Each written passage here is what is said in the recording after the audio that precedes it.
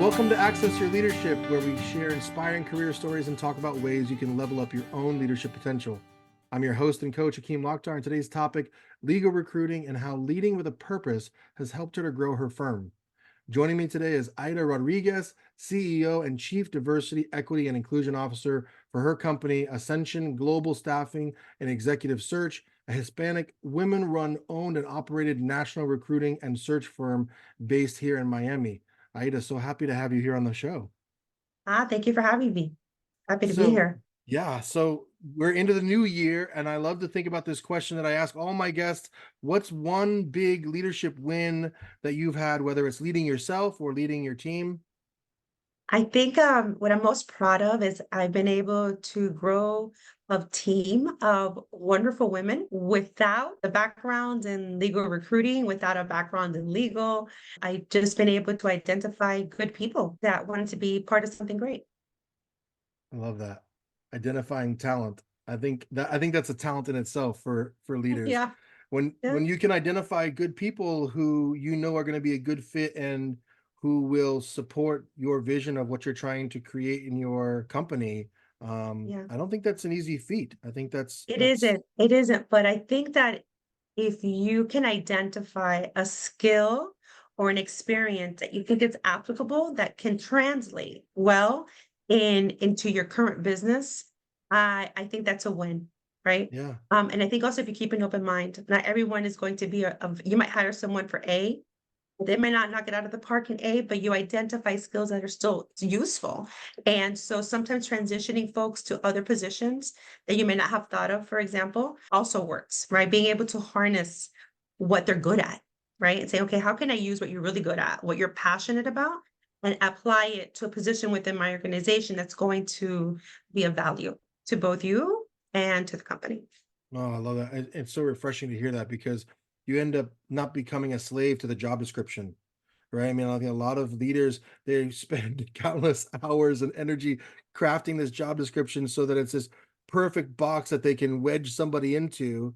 And if they Mhm. don't fit, then they feel like all is lost. And well, we've missed this opportunity. Whereas you're thinking about it in terms of people's strengths.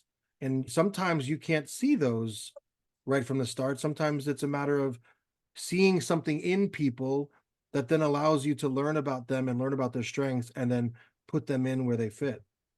Absolutely. I really believe that I know everyone says it, your people are your biggest asset, right? But which is true. Like we wouldn't be where we are without our team.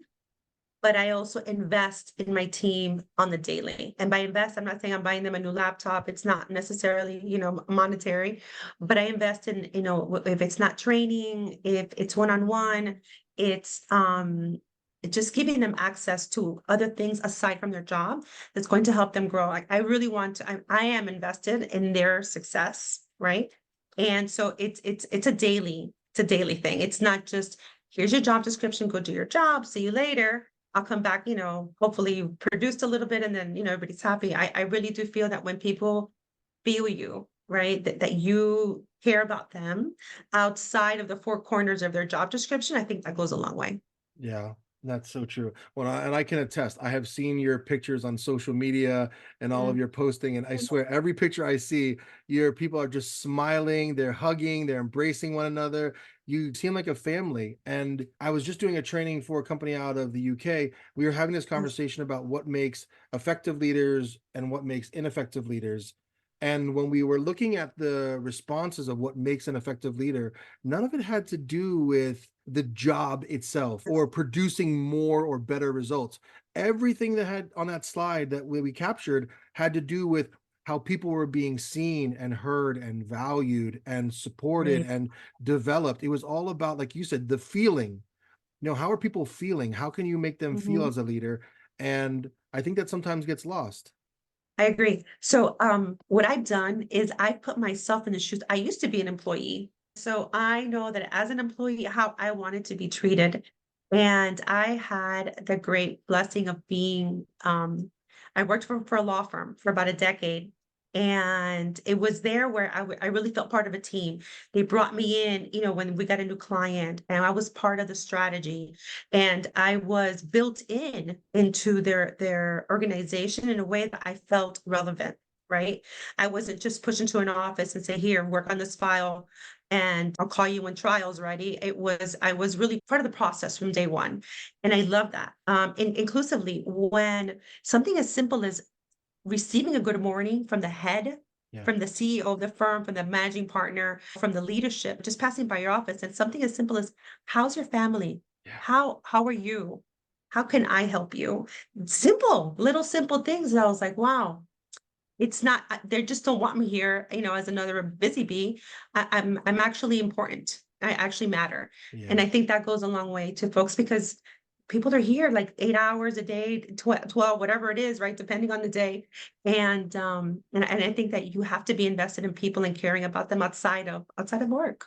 That's Yeah. it. People want to be seen Yeah. and loved some way. Yeah, no, it's true, and I don't think we should be afraid to say that, because I think there is this is, and I make this distinction whenever I've joined a team or I'm leading a new team. I'm not expecting everyone to eat lunch together every single day, or for you to call me, over the weekend, or for us to have family social gatherings. It's an Right. understanding of when we're here together, we are family. I'm spending more time with you here in the office than I am with my own family. At the Yeah, least, I do. I can give you that respect and that appreciation and that attention and that love to Yeah. say, "I got you," whether it's a Yeah. peer or it's a leader or it's a team member. I think you nailed it on the head. Yeah, that's exactly right. And funny enough, when you say that we function as a family, it really does, because even there's like dysfunctional relationships, you know, as you might find in a family. But I think that addressing those, which is part of a challenge when you run a business, right? You're Yes. dealing with so many different personalities, and being able to, either you're going to try to adjust that person to your culture, but something's got to give. But that's been a great challenge. And I'm sure it is for all leaders across the board. I don't care where you are, who you are, we've all dealt with it. But yeah, it works just like a family, 100%. Yeah, I believe it. So I could go in 10 different tangents here, but I want to come back to tell me about where you started. You started to tell us a little bit about some of your law firm experience, but where did your career begin? How did it evolve to where you're now running this firm on your own and you're the leader who you are? Thank you. Yeah, so I started off, I've been in the legal field my entire life since I was 17, graduated from high school, and I knew early on that I wanted to be in the legal field. So I put in my blood, sweat, and tears for many years until about 2009. I said I needed to do something more than just push paper, be in trials and working a 16-hour days, being away from my family. I knew I had more to give, and I've always held leadership positions within organizations, nonprofits. So I was very involved. And but I also knew I had more to offer. But I said, okay, how am I going to transition out of legal? I didn't know, but I'm a big believer in speaking to the universe. Whatever your universe is, if you're praying to your God or just putting it out there for the world to hear it, I think manifestation is a big thing. And so I did. I put it out there. It was 2009. The market had crashed. Where was I going? Nowhere. I needed to stay put. I had a good job and I was steady. So I needed to just put that on the back burner, and I did. And but every now and then I would go online and see what was out there where I can maybe apply my skills and whatever I had thought I could offer. I redid my resume 500 times.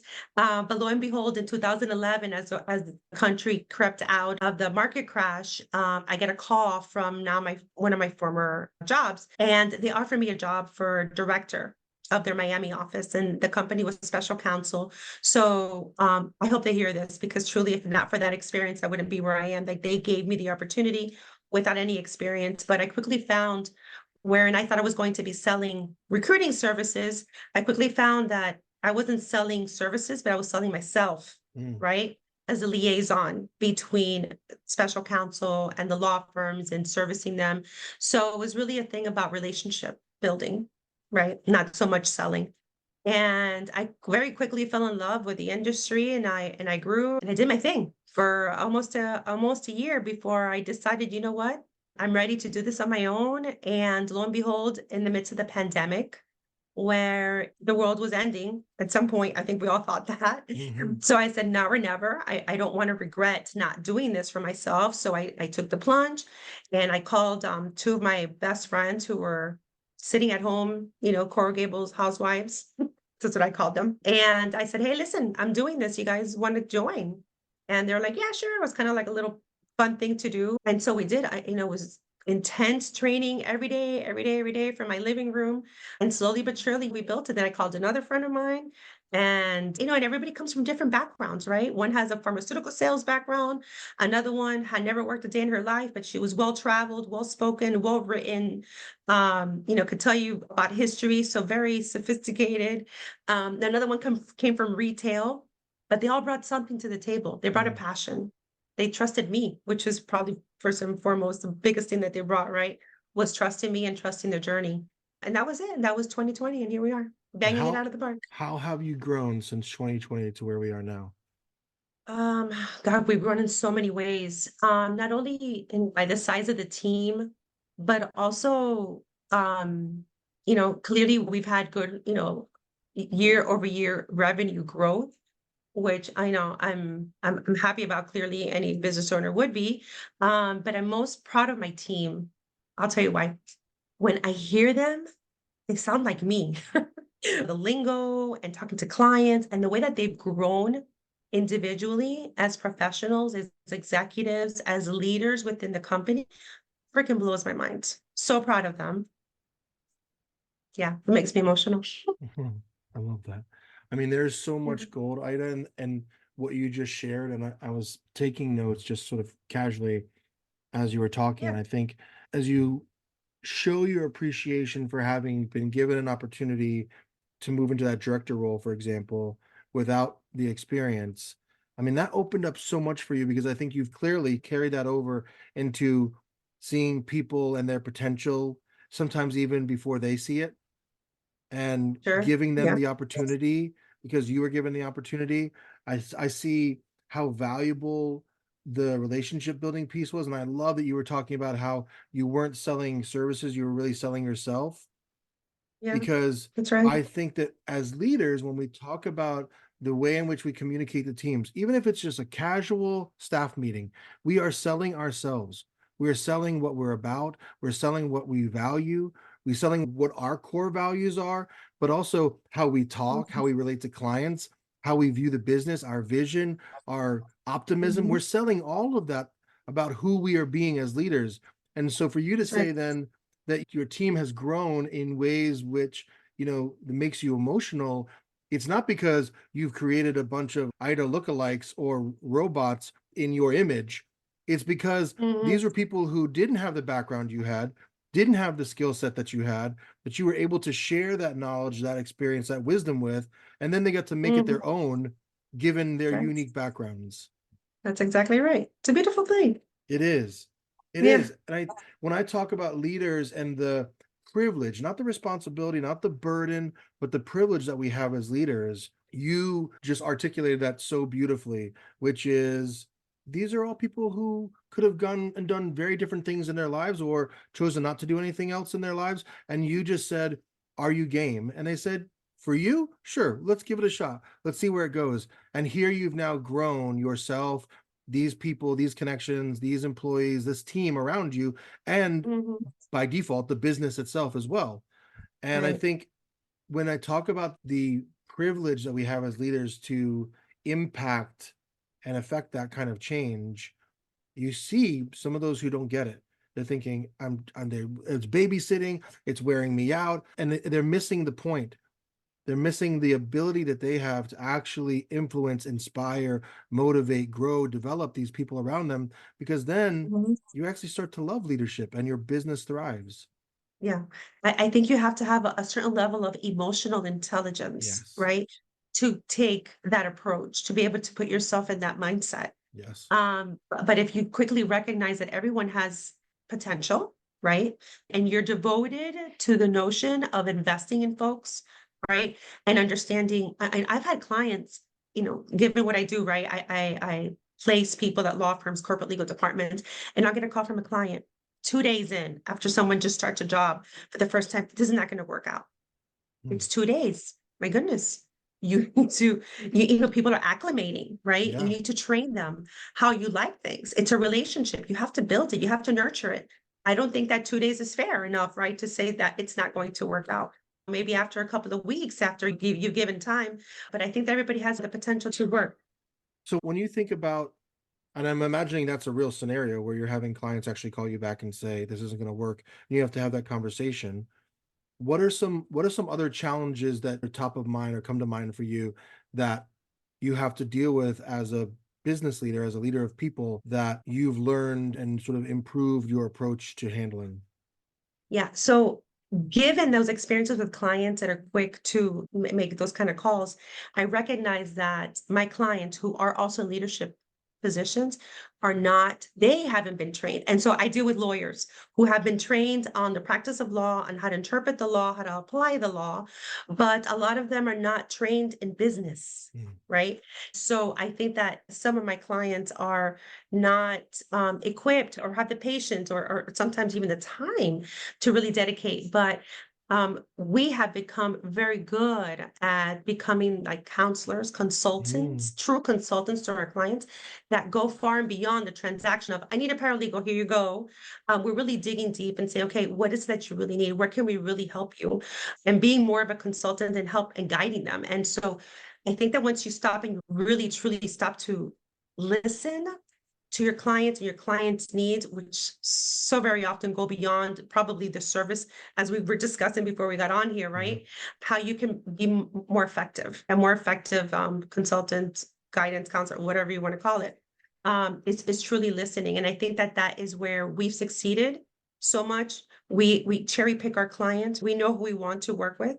And in doing that, we're able to really have very personal relationships and really feel their pains. And I just got off the phone with a Fortune 100 company, and the general counsel of this company, she's like, I hired someone, and they didn't even start, and then I hired somebody else, and they didn't start, and so she's trying to place someone in a position within her department, and she's feeling all these pains. I'm like, you're not alone. The market is crazy. It's unstable, and I had to go through the whole spiel, but she felt better. She's like, oh, it's not me. No, it's not you. It's not your company, it's not you, it's the market. So being able to really be a true consultant to our clients and helping them understand what's going on in the market, all those things, are very valuable and I think are very well received. And I think we've grown in that space where we went beyond the transaction and done a little bit more to be kind of full service to our clients. Yeah, what a value too. I mean, I can tell you for someone who's worked with lawyers for the last 2 decades, I know how challenging of a bunch they can be at times, but Yeah. it's not because they aren't incredibly capable, intelligent, wonderful people, but Mhm, sure. there's an element of that learning that I have found even in my own coaching that is lacking sometimes in the areas of leadership and management and people Mhm. relations and all of that. So Yes. I wonder, how did you recognize that that would be such a valuable additional service to provide, whether formally or informally, but to develop yourself first, but then your team around Mhm. you as people Mhm. who saw past that immediate need? Yeah. I think it goes back to putting myself in the employee's shoes, right? I think it goes back to that. And in every scenario, I really try to put myself in my client's shoes. If I were the client, what do I need? What do I want to hear? What do I want to receive from this person? And we have access to a lot of whether intel or personnel, whatever it is that the client has a need. And sometimes our clients don't even know what they need, right? Like, oh, I just got this big case and I'm going to trial. Well, do you really need to hire, an attorney permanent basis? No, how about a contractor that can come in, get the job done, and then, you don't have that payroll burden for the next however many years. So it's truly listening. And I think that that's just key. When you really listen to your clients, understand their pain points. And well, clearly you have to understand what you're selling, right? And what services you're offering that they can benefit from. But I think it's truly just listening and putting yourself in your client's shoes. I tell it to my team all the time. Would you hire this person? Yes. Okay, move forward. If no, then scrap it because I'm not going to push it to my client. So I think that that's really key. Yeah. Well, I mean, you're talking my language because even as I'm thinking about some of these conversations I've had with clients recently or the training that I'm doing for this company in the UK, listening comes up constantly. I mean, we go through a listening cycle and how to structure the way you ask meaningful, powerful questions. And they're open ended and they're not closed so that you're not just getting yes, no answers. You're actually getting answers to your questions that actually are thoughtful, and they open up more conversation and give some insight into what, in your case, your client needs. But I imagine Yeah. you also do this very much with your own team as a leader. I mean, if that's Mhm. something that you've seen to play out so well in the way that you relate to your clients, how do you incorporate listening into how you show up for your team as a leader as well? Yeah, so if you probably speak to some of my team members, they probably think that we meet too often. But it's the only way that I feel that we learn. So we have weekly meetings, like once a week. We meet as a team and we share the good, the bad, the ugly, what's going on internally and externally. And then once a month, I have one-on-ones with each of my team members. Because I really think it's important to make sure that, take the temperature. Is everything going well? What are you working on? Has that been working for you? If it's not working, which was a big part of our 2023 growth, was a challenge that we had, that we became stagnant, like in a way that Mm, was scary to me. And I had to pump the brakes. I'm like, okay, something is not working. What is it? So I had to really dig deep and take a deep dive into what was going on at the company to say, okay, this is not working. We got to scrap it, or we have to improve this. So that was a big wow moment for me when I saw that we were just stagnant, and that's unacceptable. And so we were able to, assess and then pivot, move forward based on what we learned that was not working, right? So I think those again, I think everything, I feel like a broken record, but I really do think that everything goes back to listening. So you're not only listening to your clients, to your team, but also you're listening to the pulse of your own business. And then incorporating, that's a big one for me, where I ask my people, what do you think? What is your advice? Like I have a suggestion box, which is an email that folks can just send their stuff to, and you'd be surprised to know that they actually have some good ideas. And because they're in the trenches, they understand the business, they make suggestions of what they think that could work or not work or whatever it is. So, and I love that. I so much appreciate the feedback, because it's not just me, my brain going 100 miles a minute, always trying to think of ways to do things better, but they also have skin in the game. yeah, yeah. And so that's powerful. Well, and this speaks to so many different aspects of leadership. Talks about, the focuses on how you don't need to be the smartest person in the room, and that other Oh, I people's always say that. ideas are as valuable, if not more valuable, than your own because of their perspective. And I think what I love to hear is that there are actually messages coming into that inbox, because that Yeah, means that people care, and yeah. maybe more importantly, they feel safe enough to do that. And there is that piece that I think a lot of leaders are afraid to talk about, and it's this feeling of, I know it sounds a little dramatic, but this sort of psychological safety where, if you're creating a culture of safety where people feel supported, they feel seen, they feel appreciated and valued for their differences. I mean, even in your title, the DEI officer title that you have, when I think of diversity, we think of what usually comes up when we think of diversity, but diversity of ideas and backgrounds and opinions and perspectives. I mean, it 100%. encompasses all of that. And how have you created a culture where people feel safe enough to write into that inbox and offer Mhm. up their ideas or observations? Yeah.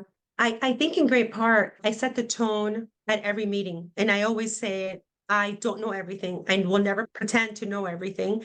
And I open the floor, right? What are you seeing? What's working for you? And I create a comfortable space for folks to just let loose. And I'm not hurt by someone telling me this is not working or I don't agree with it. And I think that my response to folks telling me things I don't want to hear, Mm, I think is also something to take into consideration, right? Because if my reaction is going to be, catty, then they're not going to share with me anymore. But if yeah. I take it, I'm like, okay, I'll take that into consideration, which is usually my response. Doesn't mean I'm going to do what they're saying, but I am going to consider it. I am going to take it into consideration.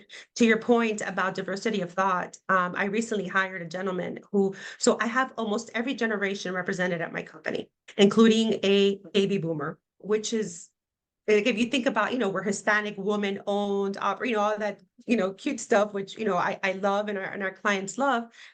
Here I go and I hire someone, a baby boomer. And he is just like so knowledgeable, 30 something years in the industry. And he brings all this goodness, right? His brain is just like full of all this good stuff. And that's just, he's here to help me grow, help me understand. And he has been I mean, amazing, nothing Mm. short of amazing. He's brought ideas, and just he's been wonderful. So again, it goes back to diversity of thought, and that is one big win for us, for last year is Yeah. hiring him. Yeah. Well, and it's about this growth mindset. I mean, I think if you can maintain that growth mindset around who you are as a leader, it creates that as a culture. It creates everybody wanting to contribute to that. But then the other piece that you mentioned earlier, which I made a note of, is trust. Yeah. And Mhm. trust Mhm. is so important. I mean, it is paramount to all the things you've shared. And I love everything that you've talked about because in terms of leadership journey and your style of leadership and your leadership philosophy, it's just beautiful to hear that all dovetail so nicely with the other. But I think trust is the sort of common thread through all of this. And if you're telling someone, I'll take that into consideration, and they don't believe you, they don't trust Mhm. that you value what they just shared with you, Mhm. they're going to be less inclined to do that next time. Or when you say the floor is open and they trust that you really mean that the floor is open and I actually do want to Mhm. hear your ideas and you don't have to worry about repercussions or me reacting defensively or whatever it might be, Right. people Mhm. then feel inclined to do that. Even with the hire that you just mentioned, there's a trust that I'm mindful of the business that we are representing ourselves as. And I also am open to the possibility of bringing people in who don't look like us or operate the same way that we do, but have so much knowledge and are bought into what we're building here Yeah. to where Right. you can trust me. I wouldn't do this if I didn't think it was going to be good for all of us. Right. That's exactly right. Exactly right. Yeah, there's a lot to building a team, and I think that my team has grown to trust me more with time, as not only as they see that I'm invested in them as an individual, but that I'm all in. Like I'm in the trenches. I'm getting here with them. I'm leaving after them. I'm in the trenches. I'm not at spa days every other day. No, I'm here with them, elbow to elbow, figuring things out. And that couples with our wins and our challenges and them knowing that we're in this together, I think that that really builds a very, a trusting relationship, right? Between me and the team and then me and the folks individually. And that I treasure that, I cherish beyond anything. That's to me is a big deal. Yeah, I like that you're talking about one element of trust, which is that they feel like they can rely on you. Clearly, Hmm. you are there with them elbow to elbow. You are in the trenches. You are dedicated to this so that they feel that it's worth them being dedicated to as well. I'm curious if you don't Hmm. mind me asking, Yeah, in no. in as another element of trust, how well do they know Ida the person? Or do they get a sense of you in sort of like in a personal way? I don't mean like, details, but like, Yeah, no.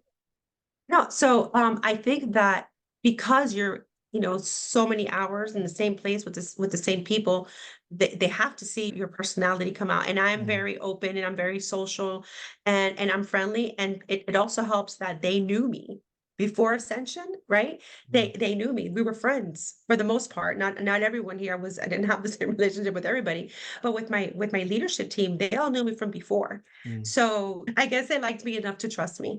I think what you're talking about is them liking you enough to trust you, but I think in more than that, it's knowing Mhm. you enough Yeah. to trust you. Yeah, I mean, I I think agree. there are lots of people that I like and I might go have a beer with, but I don't know if I would get into business with or I'd want to spend my every workday with. But I think that Yeah. the trust piece that I kind of am getting at, I'm dancing around, but Mhm. I'll just sort of come at it, is Mhm. your willingness to be seen, your willingness to be vulnerable, your willingness to be who you are, Yeah. warts and all, Mhm. as a leader.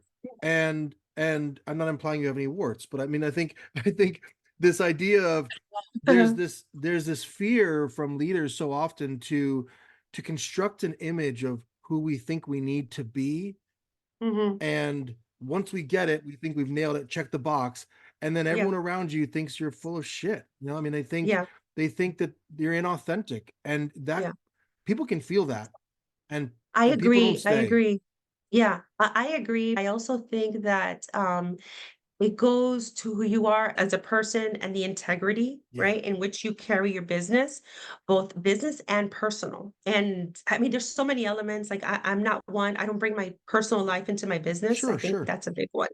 That's a big one, right? There has to be a line, right? Mhm. So, I think they feel me as a person. They feel that I'm a hard worker. I love them. I tend to be maybe too mushy sometimes, but I do lead with my heart. And I think that has been a big win for me, not knowingly, not something that I set out to do. I'm going to lead with my heart. It's just something I naturally do. Yeah. It's just my personality to do that. And I think that they get that. They get that from me. And then I have their backs. I think that is for sure one. But listen, it all sounds flowery and, we've been cute and loving but it hasn't always been that way, no doubt.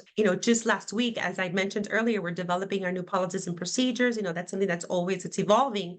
And I got some backlash, right, from some new policies that I was implementing.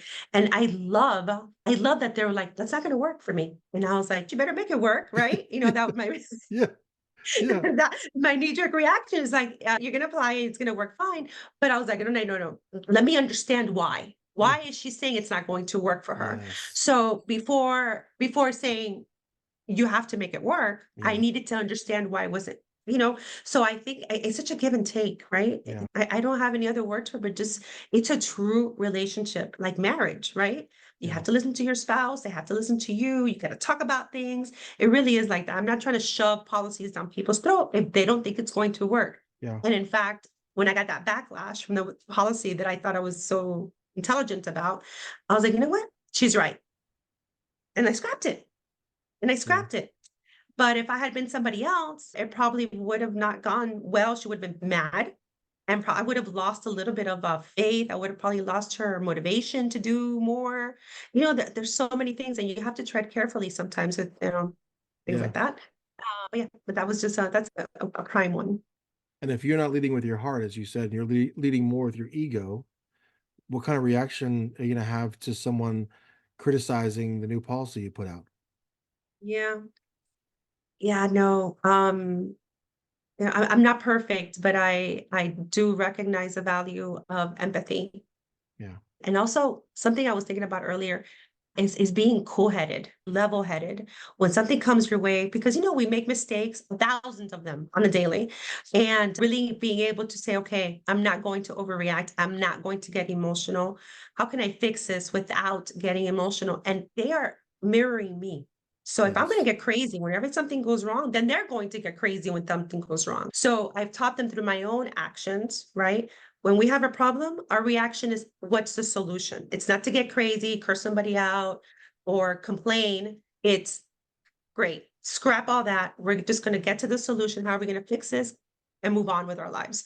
Yeah. And so I think that having that cool-headed approach to problems as they arise, I think that also goes a long way. Yeah. Well, and there's so many steps too, as you mentioned, before getting to the solution, which is just listening to understand, just asking Yeah. questions. What help me hmm understand more of your reaction to this policy, using that as an example.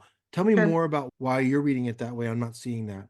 Oh, wow. Yeah. Now that I see that, now that I hear it from you, I can understand. Wow, this is great. Now we're getting to a solution. And I think that if everybody comes from that, as you said, from a hmm place of genuinely wanting to help, being hmm genuinely curious, taking our ego and pushing that aside for a minute and not having this sort of emotional reaction to how could you, what does that say about hmm me? That's not what this is about. This is about us all rising together.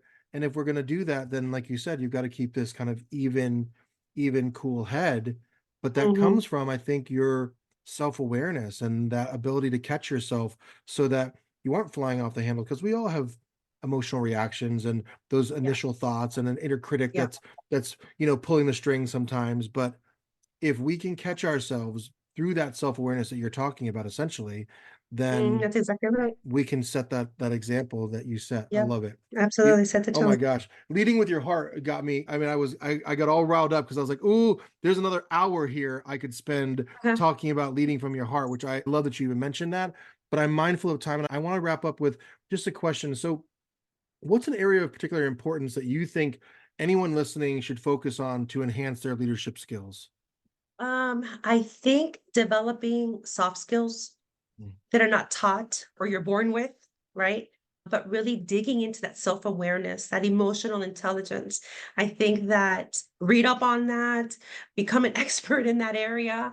I think that that really, for me, has been the key to our success is really being able to, we have our hard skills, right? We know what we have to do in order to produce, in order to, increase revenue and all that good stuff. But I think the soft skills here go very far, right?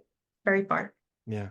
Well, I've had the pleasure of being in conversation with you a number of times. I've always loved how you led with that and how in tune you are. And when you're talking about, spend the time to learn about those things, what you're essentially Mhm, talking about is learning about yourself.